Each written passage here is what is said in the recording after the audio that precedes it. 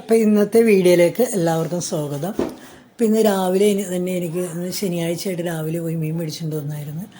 അപ്പോൾ ഇന്ന് sports day ആണ് ഇച്ചുകൂട്ടിന്. അപ്പോൾ അവിടെ പോകാനുള്ള തിരക്കാണ്. ഇച്ചുകൂട്ടിൻ്റെ അച്ഛനും അമ്മയും ഞാനും പോകുന്നുണ്ട്. അപ്പോഴത്തേക്കും ഞാൻ മീൻ കൊണ്ടുവന്ന് അതൊക്കെ ക്ലീൻ ചെയ്തൊക്കെ വെച്ച് അപ്പോൾ അഞ്ചു ഒന്ന് അടുക്കളയിൽ കയറി.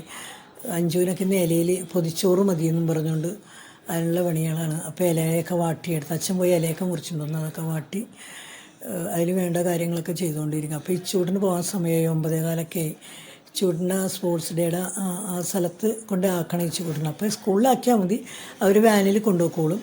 ഇവിടെ നമ്മുടെ അടുത്ത് തന്നെയാണ്, സ്കൂളും അടുത്താണ്, സ്പോർട്സ് നടക്കുന്ന സ്ഥലവും നമ്മുടെ അടുത്ത് തന്നെയാണ്. അപ്പോൾ അത് കാരണം അങ്ങോട്ട് പോകാനുള്ള ധൃതിയിൽ ഇച്ചൂട്ടിൻ്റെ അമ്മയും അച്ഛനും ഒക്കെ പോയായിരുന്നു.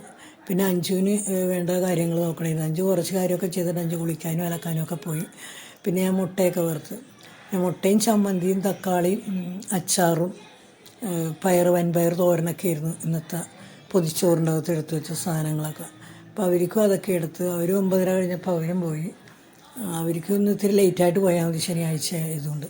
അപ്പോൾ അവരും പോയി. അവരൊക്കെ പോയി കഴിഞ്ഞിട്ട് ഞാൻ കാപ്പിയൊക്കെ കുടിച്ച് ഇരുന്നപ്പോഴാണ് അവൻ്റെ അച്ഛൻ വന്ന് എന്നെയും കൊണ്ട് പോയി സ്പോർട്സ് കാണാൻ വേണ്ടി.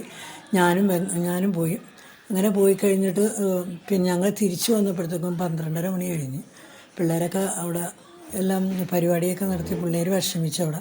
ഇപ്പോൾ ലാസ്റ്റായപ്പോൾ പിള്ളേർക്ക് ഫ്രൂട്ടിയൊക്കെ കൊടുത്ത് അവർ ടീച്ചേഴ്സ് എല്ലാവർക്കും ഫ്രൂട്ടിയൊക്കെ കൊടുത്ത്, ബിസ്ക്കറ്റ്, കേക്ക്, അതൊക്കെ ചെറിയ കേക്കൊക്കെ കയ്യിൽ കൊടുത്ത് അതൊക്കെ പിള്ളേർ കഴിച്ചായിരുന്നു. അങ്ങനെ ഒരു നല്ലൊരു ദിവസമായിരുന്നു ഇന്ന്. ഇച്ചുകൂട്ടിൻ്റെ ഒരു നല്ല ഹാപ്പി ഡേ ആയിരുന്നു ഇച്ചുകൂട്ടിന്. ഹാപ്പി ആയിട്ട് തന്നെ പോരുകയും ചെയ്തു. പിന്നെ ഇങ്ങോട്ട് പോരാൻ നേരത്ത് തിരിച്ച് അവർ വാനിലാണ്, നമ്മൾ ഈ സ്കൂളിലാണ് കൊണ്ടാക്കിയത്. തിരിച്ച് അവർ വാനിലാണ് സ്പോർട്സ് നടത്തുന്ന സ്ഥലത്ത് കൊണ്ടുപോകുന്നത്. അപ്പോൾ തിരിച്ച് വാനിൽ കൊണ്ടുപോകുന്ന ഓർത്തുകൊണ്ട് ഒരു ചെറിയ കരച്ചിലൊക്കെ ഉണ്ടായിരുന്നു അവിടെ ഇരുന്നുണ്ട്. അത് പിന്നെ ഞങ്ങൾ കൊണ്ടുവന്നപ്പോൾ പിന്നെ ഓട്ടോ വിളിച്ച് ഞങ്ങൾ 12:30 ആയപ്പോൾ വീട്ടിലോട്ട് വന്നു. ഇന്നത്തെ